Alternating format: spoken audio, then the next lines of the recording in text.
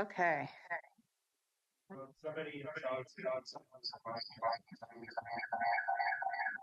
That must be mine.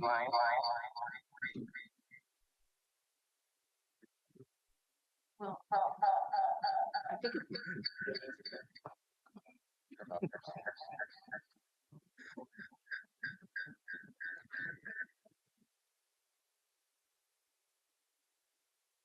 Okay.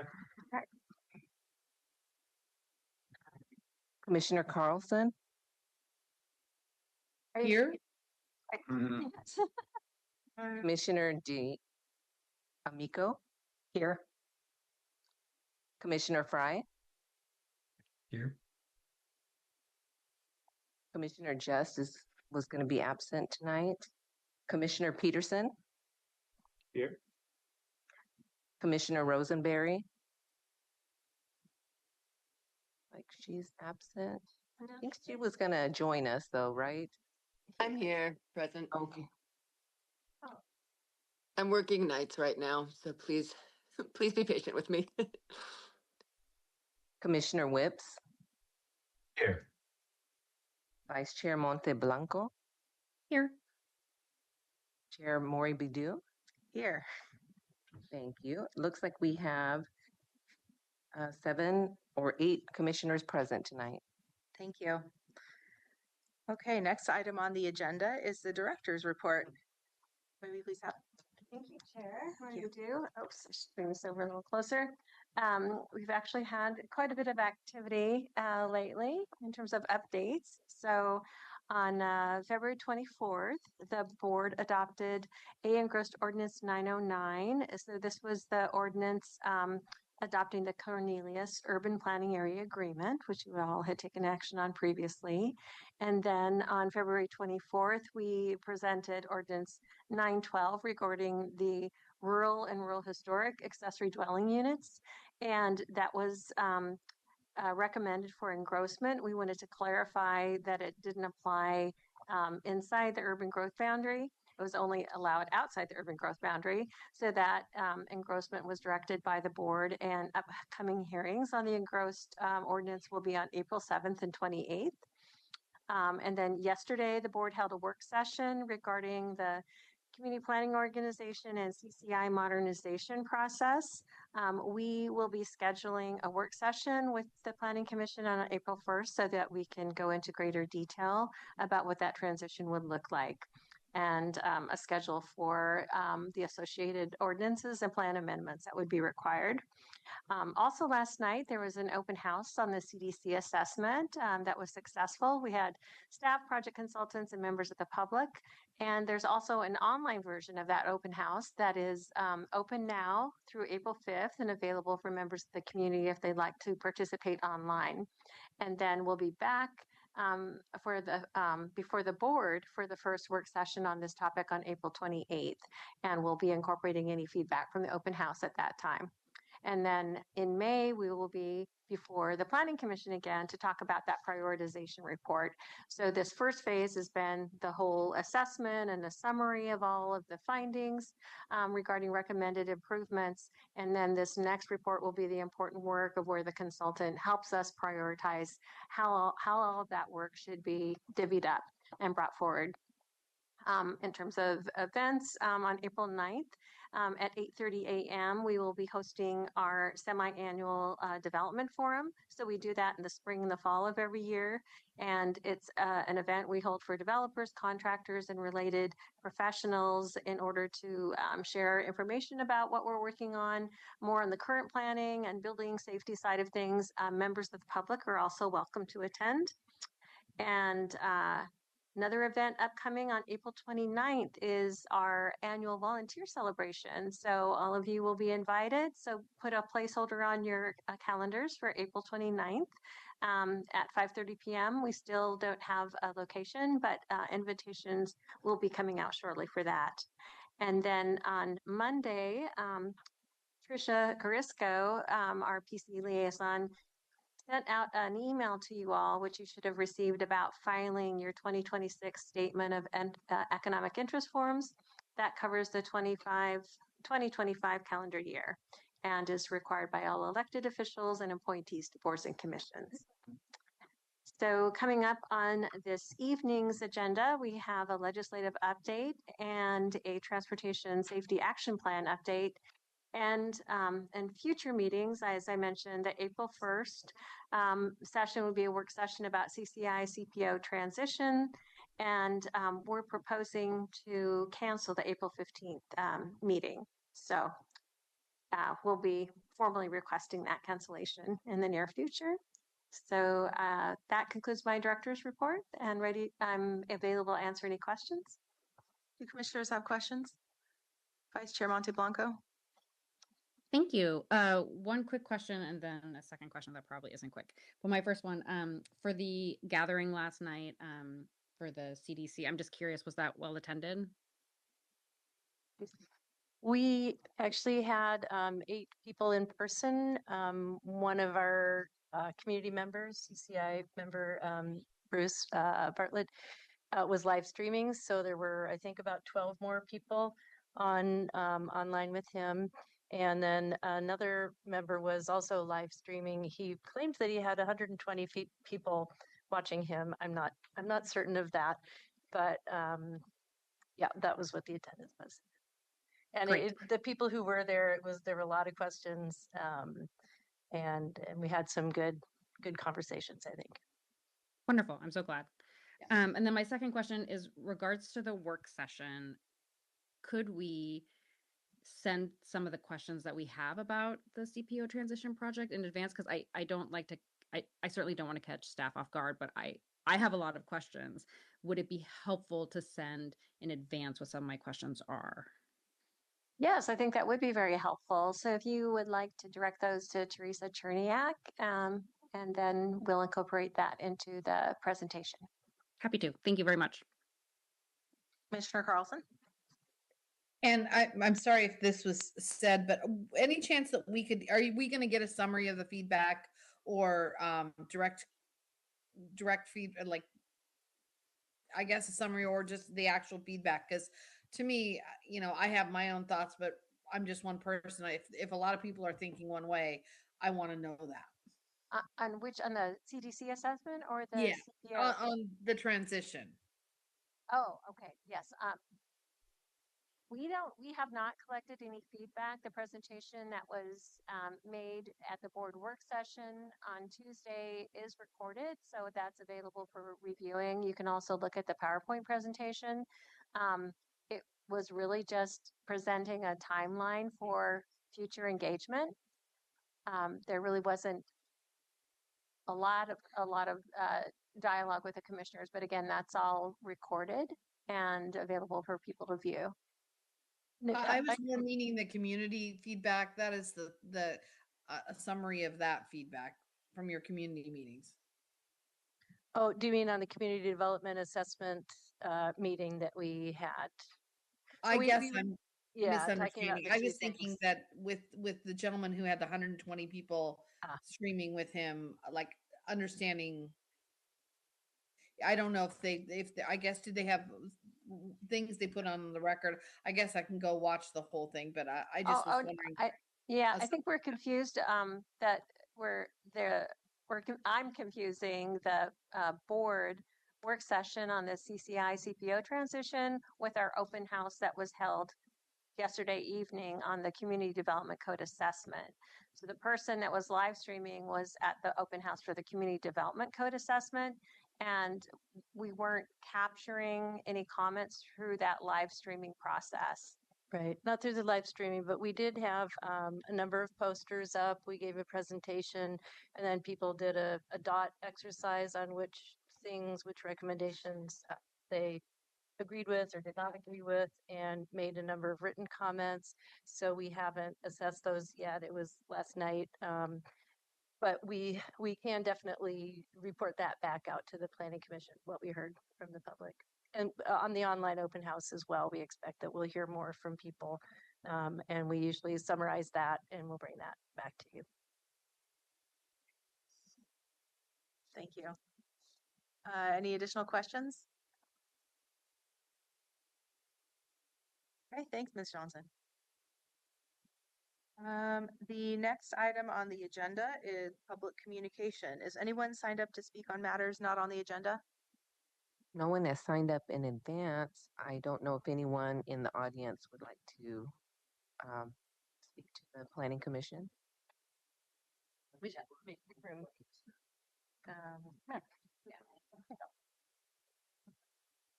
Hi, my name is Bruce Bartlett. I am the chair of the Washington County CCI. I held that position for 5 years.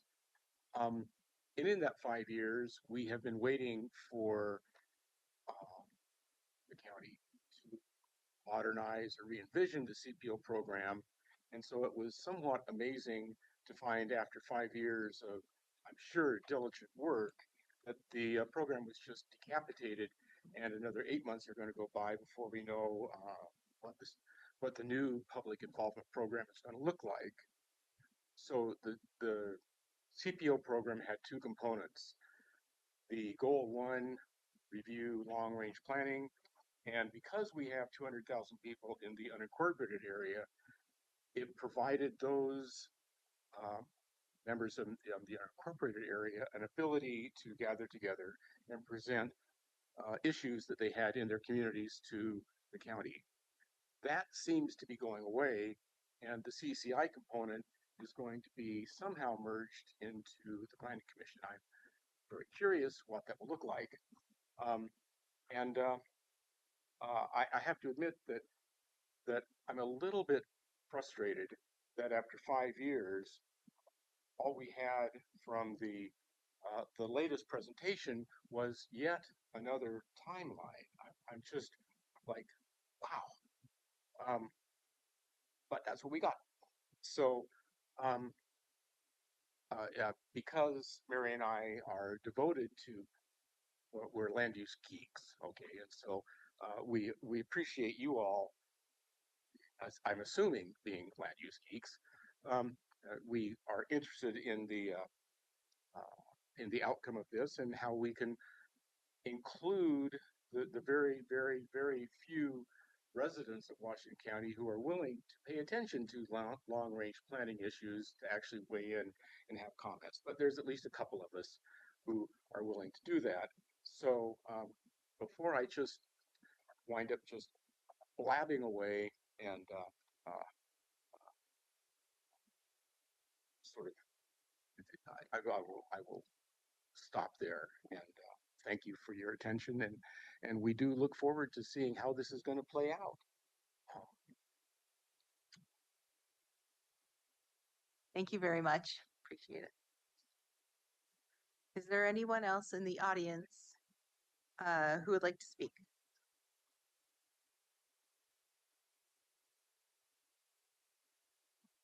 I actually listened to the board work session yesterday to the very, very end, and it was announced that the volunteer appreciation event will be at PCC Willow Creek. And I'm Mary Manso. Thank you. Thank you.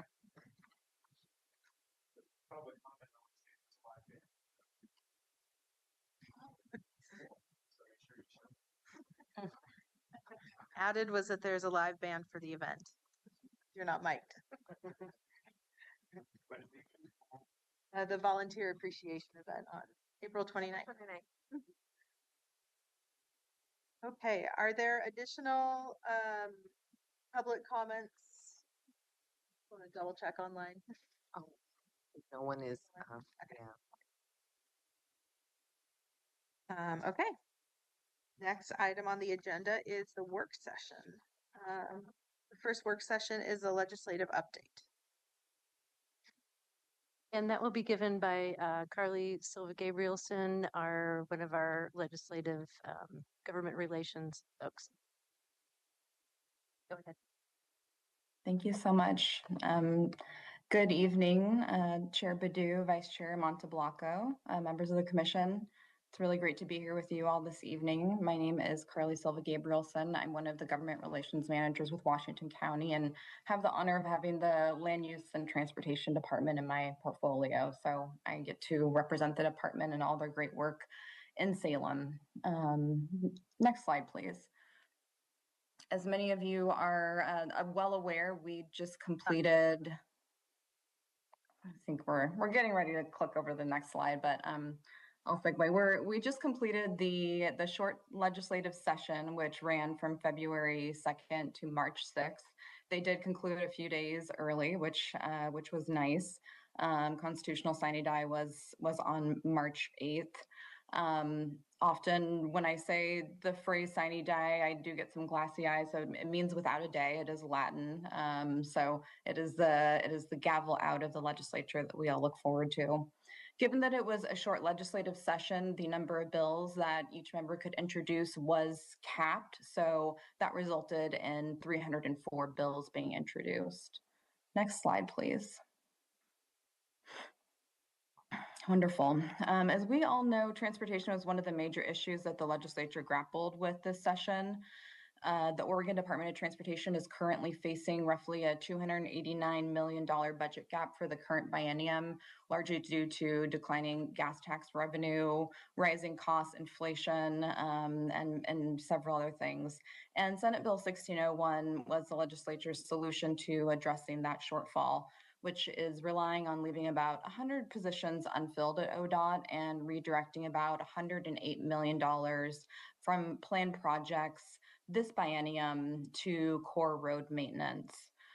Very importantly for cities and counties, the bill did not change the 50-30-20 funding formula and does not impact the local bridge fund, or fund exchange programs. Of course, as we know, the trade-off is that fewer projects will be moving forward this biennium, and Oregonians will likely see reduced transportation services. While Senate Bill 1601 ultimately preserved the existing funding formula, the issue surrounding the allocation of the state highway fund dollars did arise during the committee process. And another bill that I don't have a slide on, that bill was House Bill 4007. Amendments were proposed in the committee process that would have redirected funding from the cities and counties to the State Route to Schools program, along with another amendment that attempted to offset the redirection by removing the voter approval requirements for local revenue measures. Although those amendments were not adopted, frankly, thanks to some really strong advocacy from local governments, we do expect that the conversation surrounding the funding that cities and counties receive from the state highway fund will continue this year and into the 27th session. So I like to flag for folks that, of course, in this economic climate, we can't take anything for granted. Next slide, please. Great. So alongside with the funding conversation, the legislature also focused on oversight and operational improvements at ODOT. There was a lot of conversation surrounding that in the 25 legislative session. And so Senate Bill 1544 requires the agency to report back to the legislature with the results of a performance audit that was required in 2025 and to review its project delivery practices to identify those best practices. The bill also centralizes project delivery efforts and eliminates the statutory Joint Committee on Transportation. As you legislative watchers saw, we did have in the short session, the House Committee on Transportation and the Senate Committee on Transportation stood back up. We also did have the Joint Committee on Transportation operating during the short session, but we are expecting moving forward to see the majority of bills move through the House and the Senate Committee, and that the Joint Committee will be reserved for major packages and actions. Next slide, please. Oh, great. I made a mistake and said I wasn't going to cover 4007. Apologize. This is my third presentation this week, and I have 2 more tomorrow. So I had touched on this in the previous slide, but I guess digging into the bill a little bit more, this bill primarily deals with micromobility devices such as e-bikes and scooters and creates definitions in statute, which had been lacking. It also sets helmet requirements for riders under 16 and clarifies the local authority to regulate these devices. Interestingly, it also establishes a pilot program allowing higher weight limits for trucks hauling fluid melt products, very important to our counterparts on the coast. And from a local government perspective, oh, I'm sorry, I already talked about the local government perspective and the state highway funding allocation. So something again to just keep your eye on as those conversations on how we fund our transportation system move forward in the interim and into 27. Next slide, please. Great, wonderful. Now we'll dig into land use. So House Bill 4035 makes technical fixes to the 2024 UGB expansion bill that you're all very well aware of and familiar with, Senate Bill 1537. House Bill 4035 is intended to streamline and clarify the process for cities to bring land into the urban growth boundary to support housing. And it removes a severely rent burden threshold that proved difficult to implement and instead focuses on clearer criteria around land supply and development capacity.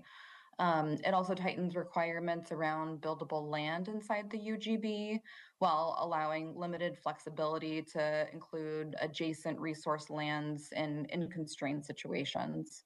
And finally, it increases the allowable expansion size for larger cities from 100 acres to 150 acres.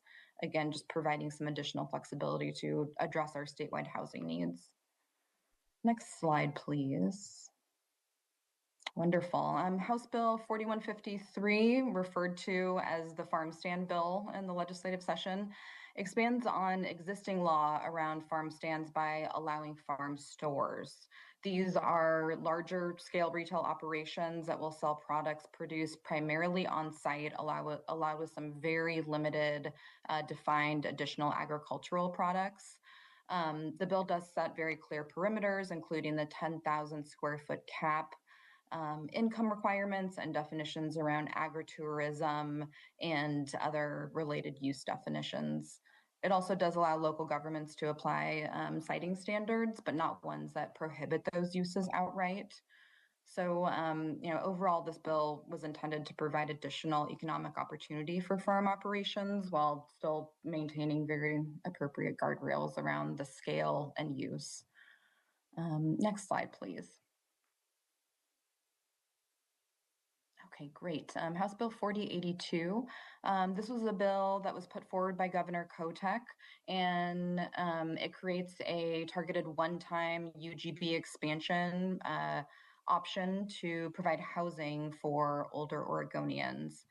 The bill also allows cities and Metro to bring in a limited amount of land supply, specifically for 55 and older residents, including manufactured and prefabricated housing types. It uses the streamlined process established by Senate Bill 1537 and includes clear acreage caps based on the city size. The intent, obviously, of this bill is to increase housing options for older residents to provide more stability and also hopefully, in result, help free up some existing housing supply elsewhere in the market. Next slide, please. In the home stretch. Wonderful. So House Bill 4037. This bill was the housing omnibus bill, as we call it. So this bill makes several changes streamlining housing development, including limiting certain notice and hearing requirements and narrowing opportunities for appeal on housing applications. It also includes a number of planning and land use provisions and expands certain building plan review exemptions. And additionally, it creates a process to support housing development on surplus state property. Finally, the bill expands the Land Conservation and Development Commission's role in overseeing local government implementation by amending the rules governing urban reserve prioritization, which, as this commission knows, determines the lands that local governments must use for future urban expansion, and also expanding the state oversight to enforce housing programs and land use compliance overall. Let's see, next slide. I think this is our final one. Great. Moving away, that heading is incorrect. I apologize. It should not be housing omnibus. I was going to say moving away from land use and housing, we will turn to House Bill 4177. This is the serial communications bill. So this bill addresses serial communications under Oregon's public meeting law. At a high level, the bill clarifies and strengthens restrictions on using a series of communications, whether directly or through intermediaries, to deliberate or make decisions outside of a public meeting. It updates some really key definitions, including what counts as convening, what counts as deliberating, and provides clear guidelines on what types of communications are allowed. For example, members can still communicate on procedural matters, gather information, or engage with the public or media, so long as those communications are not being used to collectively deliberate or decide outside of a noticed meeting. The bill also updates training requirements for members of governing bodies with decision-making authority.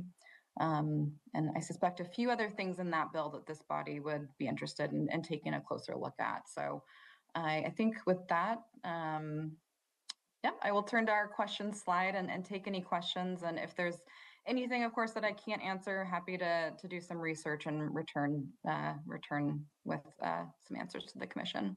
Thank you so much. Commissioner Carlson? Yeah, I just was wondering with the bill that increased the addition to that cities could add do the one-time addition. How many additional cities did that that new legislation would that bring in? Because if I remember correctly from before, it was like Bend and like 2 other cities. Did the modifications open the criteria up where 25 more cities could possibly use it? That is a great question. I would have to take a closer look and run some of those figures and probably call a friend at LOC to see if they had those exact numbers, Commissioner. But I'd love to dig that out and return to you all with that information on how many cities would be able to benefit from that change. Thank you. Thank you. Vice Chair Monteblanco? Thank you. Very helpful presentation. Two questions. What you mentioned surplus state land. Is that something that we have in Washington County? You know, that is a really great question. We had taken a look at this in the past. The legislature has examined this issue in previous legislative sessions, and there actually is an online library that has been stood up by I want to say it was the governor's office, but it might have been the LCDC, and it does have a survey of available state lands. And when we looked at what was available in Washington County, there wasn't a huge surplus. But I think that would be worth us uplifting that online resource and circulating it to the commission. So I will also do that so you can see that map. Yeah, just curious if there's acres and acres that now that we should be didn't thinking about. find that to be the case. Yeah, but. yeah. And then second question, while this isn't terribly land use related, it is deeply impacts all of us. I'm curious about the courthouse, if the funding stayed for the courthouse. It research. did, yes, Oh, yes. awesome. The funding was preserved for our courthouse planning dollars. So we look forward to implementing that and looking towards construction dollars in the future. Awesome. Thank you, Carly. Yeah. Thank you so much. I'll also add that I believe that LCDC has a new mapping tool that they launched a couple months ago, and you can use the layers on there to see the different land layers and check it out. It's pretty cool. If you're a land use geek. Are we done with questions? Do commissioners have additional questions? Okay, thank you, Ms. Silva Gabrielson. Thank you for the opportunity. Have a great evening. Okay, on to our next work session, which is the Transportation Safety Action Plan. And so I'll turn it over to Mr. Valentine. Chair, Commissioners, Deami Valentine, Transportation Planning Section Manager. And just wanted to introduce the team. We were before you this time last year, almost exactly, to provide an overview of an effort that we had been underway to update our transportation safety action plan.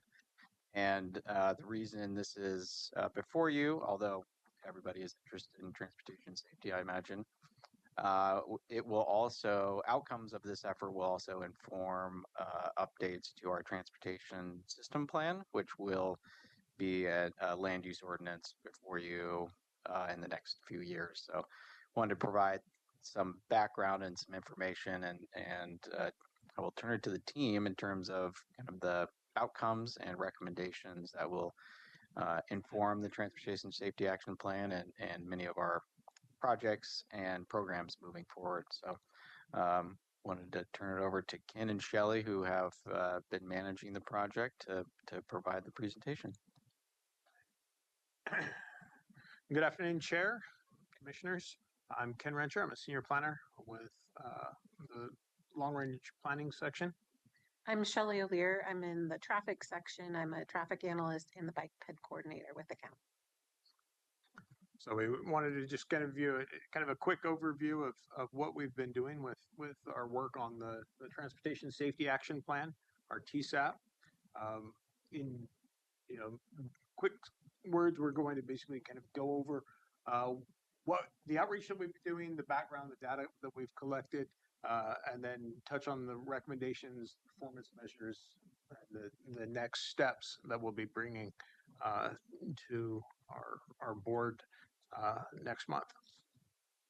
So first off, what were we trying to do? Our plan is designed to meet federal funding regulation or federal funding requirements that will allow us to pursue grant funding for transportation safety improvement projects. Ultimately, our goal is to reduce the fatal and serious crashes that happen on the roadways within Washington County. And then, as Diami was mentioning, a lot of the policy recommendations that we're putting forward with this safety plan will end up getting rolled into the coming other plans, such as our transportation safety plan or our transportation system plan. Overall, the county's goal is to reduce those fatal and serious crashes, cut them in half by 2045. Eventually, we would like to get to zero, but we need to get to half of what we're at first. To give a little bit of context, I'll come to it in a couple of slides, but in terms of what that 50% means, in general, we're going to be keeping about 100 fatal and serious injury crashes a year from happening on our roadways. In terms of overall process, we're nearing the end. We've had our advisory committee meetings. We've been having our public outreach. We've got a online open house that's open right now that gives people a chance to look at this, dig into some of the data, dig into some of the recommendations, see what's going on and what we're proposing. And we're getting close to the point where our consultant is going to be preparing our final safety plan. Recap of the engagement that we did. This first round was largely last spring and summer. We had over 240 survey responses to our open house. Where we've got our next open house is going now. We're collecting those comments. We've got over 180 people have hit that website. We collected over 23 comments on our second round. We expect a little bit more to come out as the social media portion kicks off and pushes for more of those pushes more visitors to that website. In terms of recapping the crash data, the green bar is the serious injury crashes that have occurred in Washington County. The blue band are the fatal crashes. Their numbers aren't on there, but it's about 20 to 25 fatal crashes a year. So that means that between 20 and 30 people have been losing their lives on our roads. And then the numbers for the serious injury crashes, the life altering injuries, is around 100 a year. Or I'm sorry, you know, between 150 and you know, getting close to 300. Overall, crashes are down in the 5-year time period that we looked at, with the most recent available data being the 2018 to 2022 crashes. Overall crash rate is down. Overall crash numbers are down, but unfortunately, we've seen the serious injury crashes and the fatal crashes go up. That's in parallel with national trends for that. To give a little bit of context on those numbers, nationally, um, we're at about 14 people killed per 100,000 people in population, and that's on an annual basis. Oregon is usually slightly better than average in the state. You know, as a state, uh, you know, across the nation, we're typically in that 13 to 14 per 100,000 residents. Washington County, we're doing much better than that. Metro region is doing a little bit better than the state average, but Washington County, we're typically between the and 4 and 5 people per 100,000, but still that's 20 to 30 people in our in our county that are having those life altering, life ending crashes and collisions. You know, there's a serious socioeconomic cost as well as financial cost to these crashes. So obviously, we want to limit those. So when we looked at the data overall, we tried to find the things that were showing up most frequently in the crashes. What types of attributes in both in folks involved, as well as what was happening with the vehicle. We found that vulnerable road users are, as expected, especially you know, the outcomes are not good when a person or a bicyclist is hit by a car. Risky behaviors by drivers contributed to a large number of these crashes, whether that was speeding, driving under the influence or impairment of drugs or alcohol, not paying attention, whether that's distraction via technology or not paying attention to other road signs or other road conditions. We see a lot of the crashes are happening at the intersections. We looked at this both from a rural standpoint and from an urban standpoint. Obviously, a lot more of those intersection crashes are happening in our urban areas. In the rural areas, we're much more likely to see the road departure or lane departure crashes. And so we took all of the data, we took all of that, we started to prioritize it based on which roads are having the crashes most frequently. That was our high injury network. We also looked at roads that had physical characteristics similar to those, and those were our high risk network. And then we also filtered that by which roads were in the county's ownership and maintenance jurisdiction. So we want to focus county efforts primarily on county roadways, whether those roadways are within cities or in unincorporated areas. For those areas that might be an ODOT road or a city road, those become coordination projects, not at the highest level of prioritization for county resources on the safety. In terms of where they were occurring, this map shows generally those corridors in our urban area where the majority of the crashes were happening. As expected, these are primarily our multi-lane high-speed arterials. These are the places where if there is a crash, it's much more likely to be a severe one, just given the speeds involved. Our rural highways, a lot of them are also in the areas closest to our urban areas. These are places where we are seeing a lot of urban traffic on rural roads. Yeah, so we've worked to come up with some strategies for fixing these specific locations, as well as some strategies for systemic countywide improvements that we can put in wherever applicable. All right, I'm going to talk a little bit about some of the recommendations that came out of our work.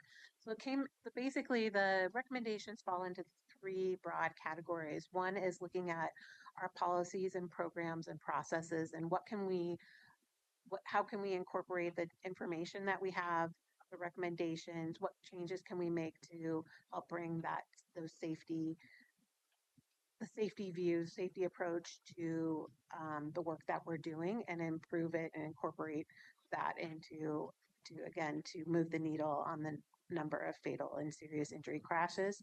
The second part is adding and looking at all the strategies and treatments that are out there and really looking at those crash attributes and making sure we have a good toolbox with lots of different strategies that are really evidence-based that will be very useful in addressing the crashes in our county.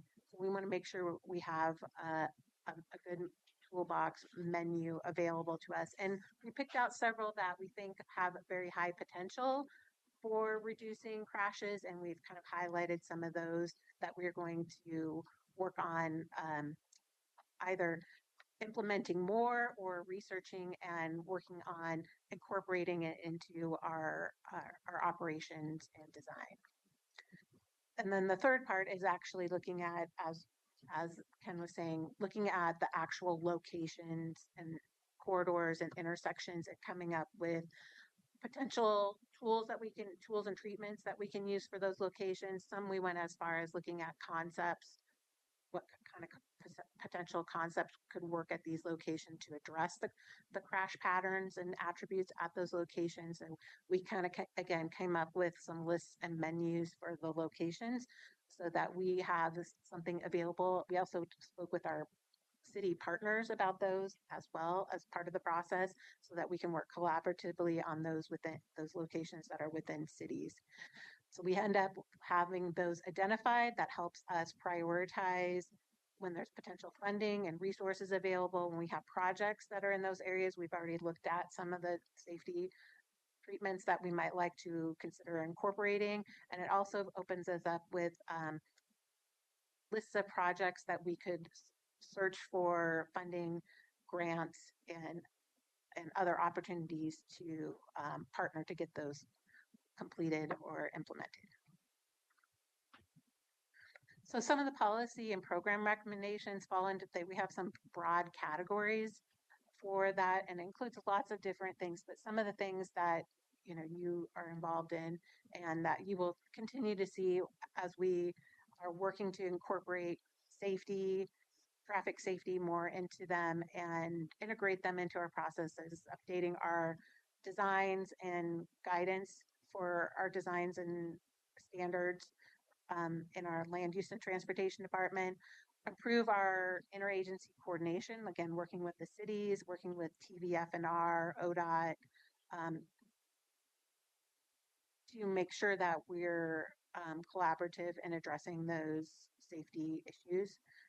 Approving data collection and monitoring and evaluating the effectiveness of some of the measures we're trying to make sure that we're being cost conscious and really getting the cost benefit out of what we're spending money on. Updating our enforcement practices, working with our sheriff's office to see what elements that we can incorporate. One of the ones in this area is looking at automated enforcement. So that would be speed and red light enforcement opportunities in the future, perhaps. Updating our traffic school diversion program and looking at new ways to incorporate that to address some of the behavioral elements that we were talking about, those risky behavior. You may be familiar with Beaverton has the Be Sober program, which has been touted throughout the nation as being very successful and we might look at something similar. Updating our neighborhood streets program, establishing safety review process. That means taking a look at just incorporating more elements in our existing processes for capital and design processes. Expanding our education and outreach. Also includes, a lot of our work that we do with Safe Routes to School. So that would be part of it, but also looking at other opportunities for educating the public about maybe new treatments or traffic safety, trying to get people aware of the decisions that they make and the impacts that they could have on the community as well. It's a big needle to move, but changing our culture, but you got to start somewhere. Updating our development review and funding requirements, looking at being able to do more safety, asking for more safety related improvements through the process. Developing a speed management program. One of the key areas that we know contributes to a lot of crashes is speed. So there's lots of different ways to tackle that area and to make some improvements. And so one of the recommendations is to really look at a coordinated speed management program, a plan and a program that would look at all those different aspects from setting to enforcement to design and education. And then really looking at what funding mechanisms are out there, making sure that we're compliant so that we can continue to be eligible for federal grants, and looking for partners to also work with us for funding. So our Safe System Toolbox we tied a lot of these new tools to our emphasis areas, and they include things such as what I was talking about, some automated enforcement, looking at shoulder improvements for road departure, again, speed management basically on all of our facilities, both rural and urban, is very important.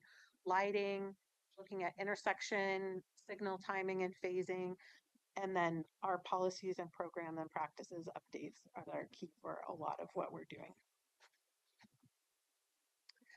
So part of our plan is also trying to hold ourselves accountable and moving forward and making sure that we are measuring our progress and showing some movement and being accountable for what we are doing and where we are incorporating more of the traffic safety elements into our programs.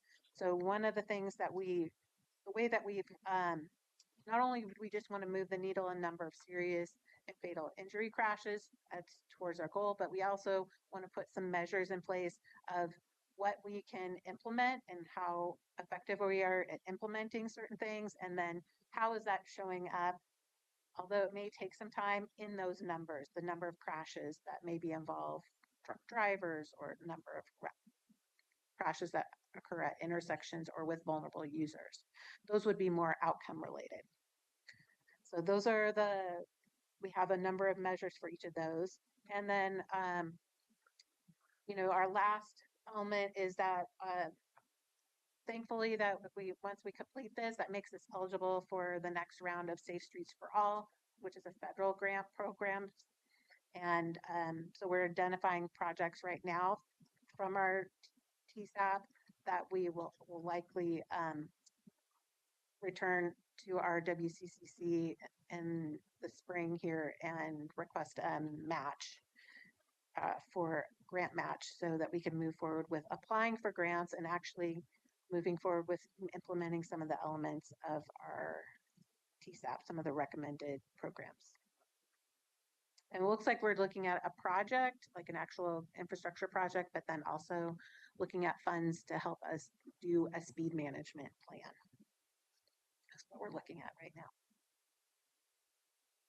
So our plan adoption is April, and then our grant is looking at May, June. Is there any questions? Do commissioners have questions? Vice Chair Monteblanco. Thanks. That was great. Not a question, just excitement about you mentioning the Be Sober program, which I'm not going to pretend to be an expert on, but it's exciting to hear how, the work here is land use and transportation, but how there's ripple effects is really exciting. So thank you.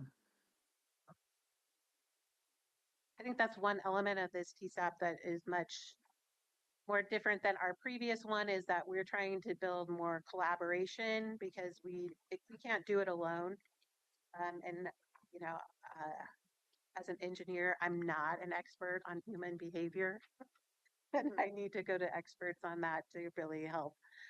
So that's where our partnership with health and our health department and our sheriff's office is going to be key in moving those elements forward, and our cities as well. Commissioner D'Amico. Great presentation. I think that safety is very, very important. Has anything, was anything looked at rural shoulders? There was, I mean, because bike accidents happen all the time in rural communities.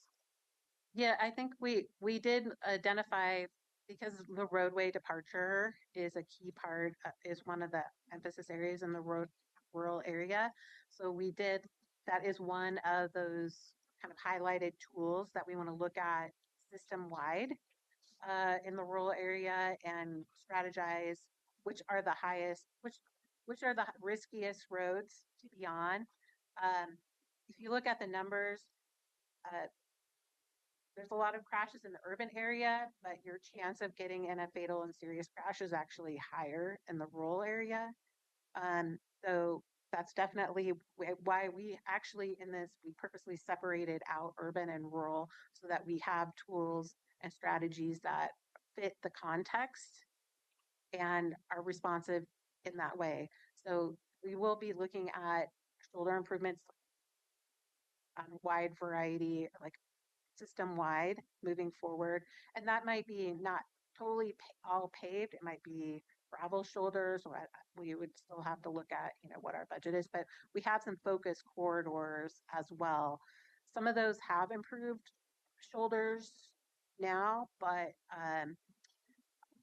there's also, there's also room always for improvement. And there's roads that don't have shoulders. There's roads that don't have shoulders.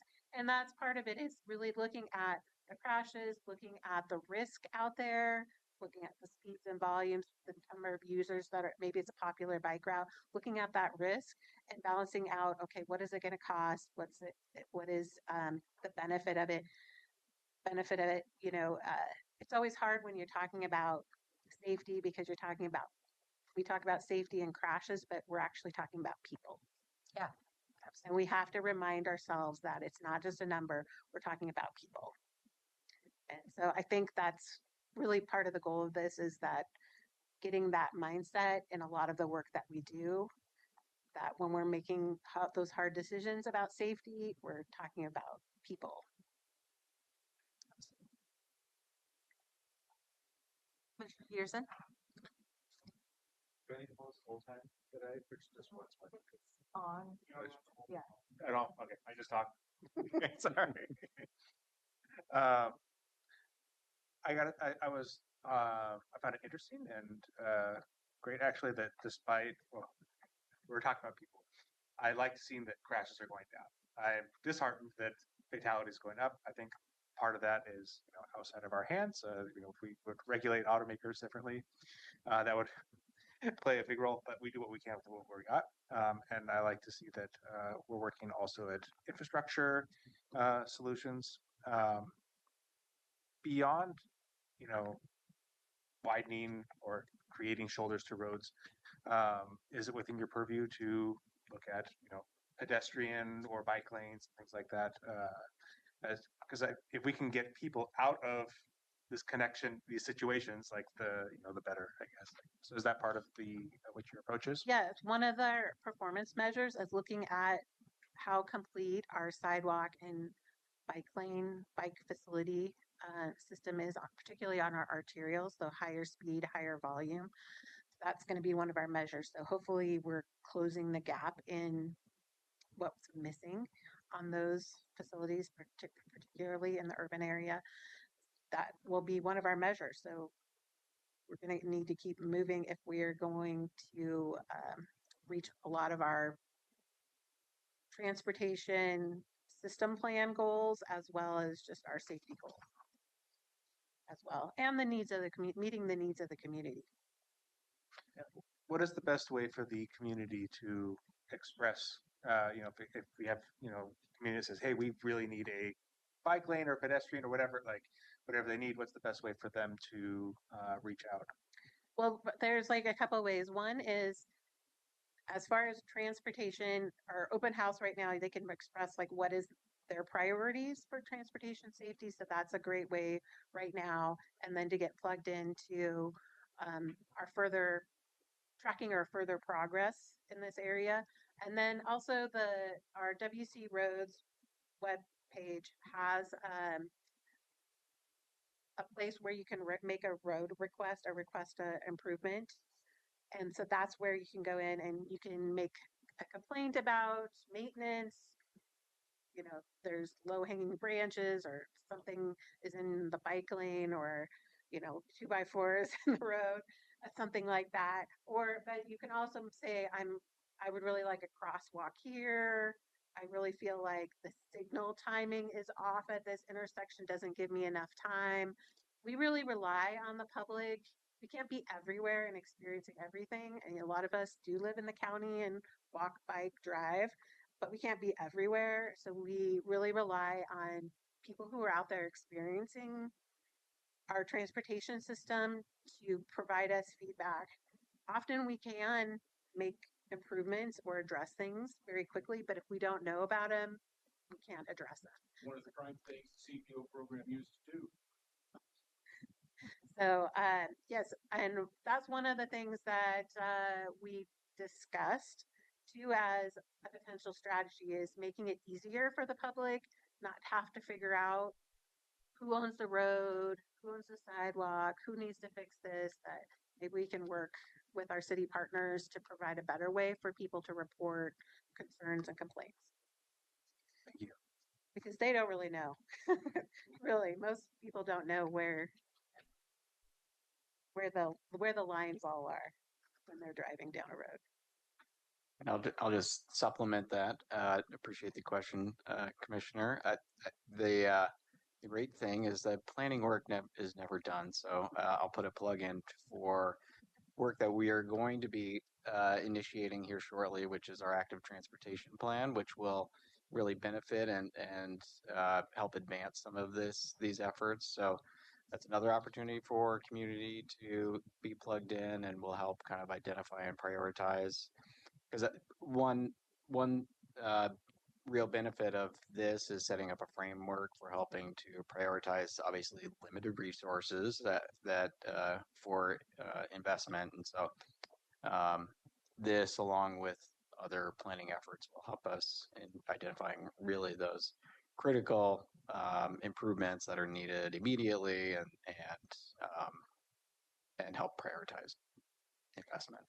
We do a lot of outreach in the summertime, particularly the LUT does, goes to farmers markets, and we hear a lot from the public when we meet face to face with them about about transportation issues. So we always use those opportunities to also collect and engage people and find out what their concerns are and priorities are. So come talk to us if we're at a farmer's market or an event. Do commissioners have additional questions? I have one question.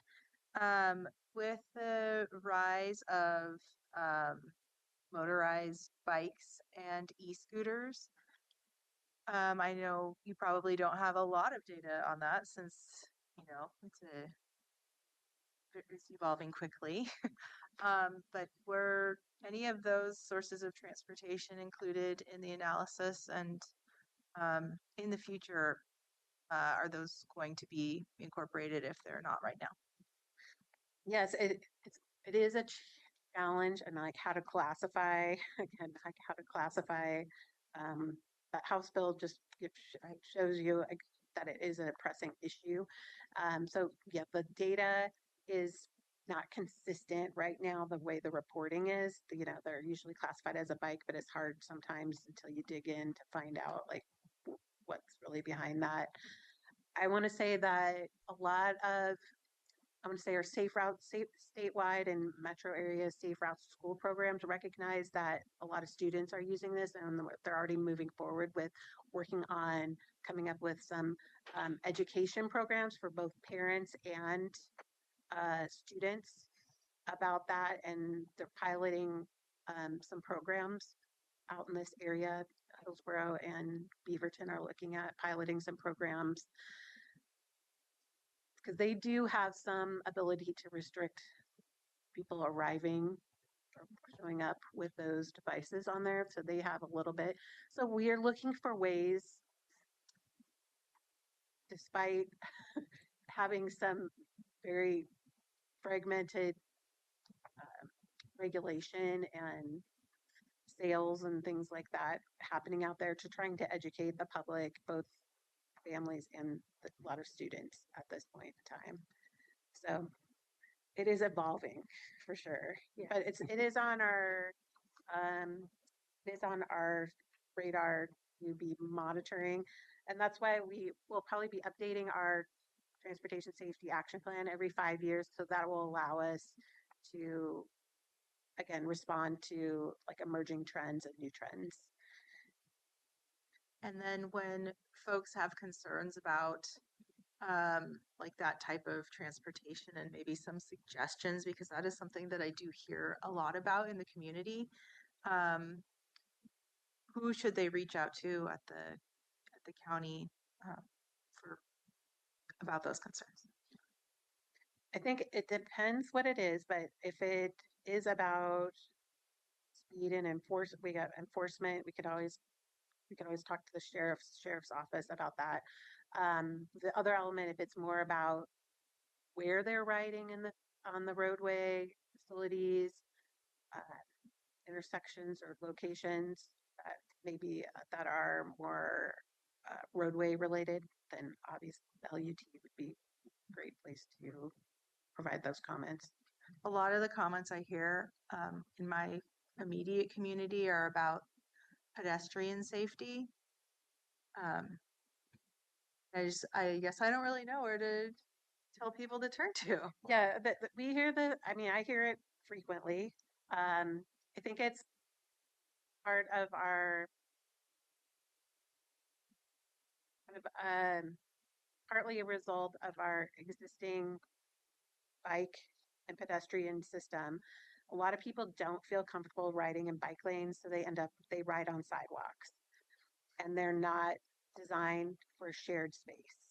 And courtesy and the rules about courtesy are not adhered to, or but many people are not aware of those, and so it does make it a challenge. And that's one of the things moving forward, updating our standards and guidance to have that more separation between users is one of the key things that we're looking at in a lot of our new designs, is separating users out or providing a wider space so that there can be separation between users. Thank you. Are there additional questions? Thank you, Ms. O'Leary, Mr. Renter, and Mr. Valentine for your presentation.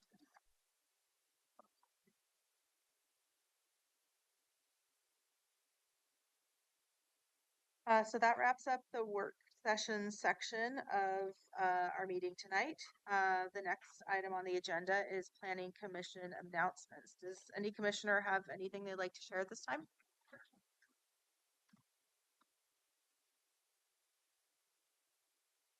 Okay, well, we have no minutes tonight, so next item is adjournment. And so without objection, we're adjourned. Thank you, everyone. Thank you.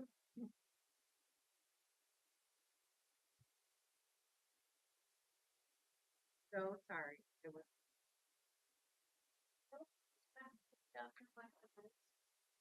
Michigan.